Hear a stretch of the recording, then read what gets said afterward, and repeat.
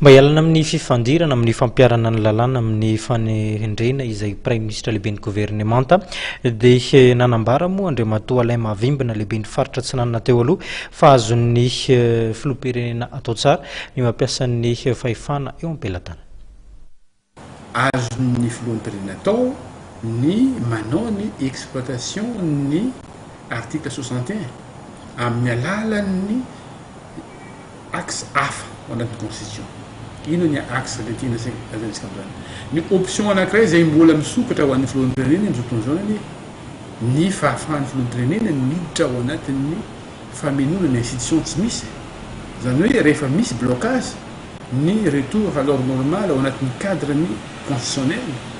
Satria tsika manjary misy débat constitutionnel amin'io article 54 io dia miditra ihany koa ny filoham-pirenena mamiditra ao anatin'ny famelona ny institution teknolôzia anatin'izany zao dia misy ny constitution ny république faefatra izay mampisy ny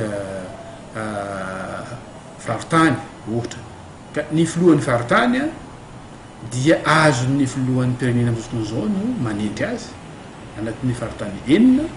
Dia io filohan'ny faritany io dia manao ny rôle économique sy social izay mitovy amin'ny rôle ny Sénat satria ny Sénat dia tsy mety mbola miandry ny élection communale.